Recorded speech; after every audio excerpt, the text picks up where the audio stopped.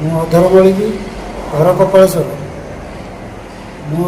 ମୋତେ ଥାନାବାଲା ଯାଇକି ମୋ ଘରେ ମାଇଲେ। କାହିଁକି ମାଇଲେ ନା, ସେ ପୁତୁରା ଏଫଆଇଆର ଦେଇଥିଲା ମୋ ନାଁରେ। ଥାନାବାଲା ମୋତେ ଫୋନ୍ କଲେ। ମୁଁ ଯାଇକି ମୁଁ କହିଲି ଖରା ହେଉଛି, ମୁଁ 4ଟା 5ଟା ବେଳକୁ ଯିବି। 5ଟା ବେଳକୁ ଯିବି ବୋଲି ସେ 4ଟା ଭିତରେ ଯାଇ ପହଞ୍ଚିକି କାହିଁକି ଏଫଆଇଆର ଦେଇଥିଲା ତମ ନାଁରେ? ପୁତୁରା ଏଫଆଇଆର ଦେଇଥିଲା, ଆମର ଜମି ବାଡ଼ିଟା ଜଣେ ନେଇଯାଇଛି, ଘର ବାଡ଼ି। ମୁଁ କହିଲି ଘର ବାଡ଼ିଟା ସମାଧାନ ହେଇଗଲା ପରେ ତାପରେ ଆମେ ଘର କରିବା, ତୁମେ ଘର କରିବ। ସେ କଥା ନ ମାନି ମୋ ନାଁରେ ଥାନାରେ ଦେଇକି ଥାନାବାଲାକୁ ପଠେଇକି ମୋତେ ମରାଧରା କଲେ। ଥାନାବାଲା ଆସି ମୋତେ ଯେତେବେଳେ ମୁଁ ଘରେ ଶୋଇଛି ମୋତେ ଆସି ଟାଣି ନେଇଗଲେ। ଯେତେବେଳେ ମୁଁ ସେଠୁ ଘୋଷାରି ହେଇକି ପଳେଇଗଲି। ପଳେଇଗଲା ପରେ ସେଠୁ ମୋତେ ମୋ ବେକରେ ଗୋଟେ ଟଣ୍ଟିଆ ପକେଇଲେ, ବିଧା ମାଇଲେ। ଥାନାବାଲା ପକେଇଲେ ମୋ ବେକରେ ଗୋଟେ ମାଇଲେ। ବେକରେ ଗୋଟେ ମାଇଲେ ମୁଁ ସେଠୁ ଏଠୁ ସେ ଯାଉ ପଳେଇଗଲି। ତାଙ୍କ ନାଁ ମୁଁ ଜାଣିନି। କେଇ ଜଣ ଥାନାବାଲା ଆସିଥିଲେ? 3 ଜଣ ଆସିଥିଲେ। ନାଁ ମୁଁ ଜାଣିନି। ତମକୁ କ'ଣ କେମିତି ଆଣିଲେ ତମକୁ ଥାନା? କ'ଣ କହିଲେ? ଗାଡ଼ିକି ଚାଲ? ମୋତେ କହିଲେ ଗାଡ଼ିକି ଚାଲ, ଥାନାକୁ ଚାଲ। ମୋତେ କହିକି ନେଲେ। ସତରେ କି ମିଛରେ ସେ କ'ଣ ପାଇଁ ଆସିଥିଲେ ମୁଁ ଜାଣିନି। ତାପରେ ମୋତେ ସେଠୁ ମାରି ମାରିକା ନେଇକି ଗଲେ। ନେଇ ଯାଇକି ସେଠୁ ଗାଡ଼ି ପାଖରେ ଗୋଟେ ଟଣ୍ଟିଆ ପକେଇଲେ।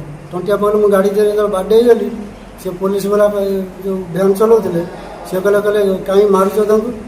ସେ ଡ୍ରାଇଭର କହିଲେ। ତାପରେ ସେଠୁ ପୁଅ ଯାଇଛି। ଯେତେବେଳେ ପୁଅ ଦୌଡ଼ିଗଲା, ପୁଅକୁ ଗୋଟେ ବିଧା ପକେଇଲେ, ତା ନାକ ଫାଟିଗଲା।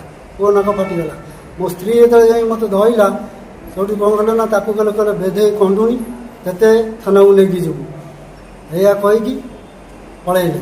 ସ୍ତ୍ରୀ କି କିଛି ମରାଧରା କରିଛନ୍ତି କି? ନା, ତାକୁ ମରାଧରା କଲେ, ଖାଲି ଶୋଧିକି ପଳେଇଗଲେ।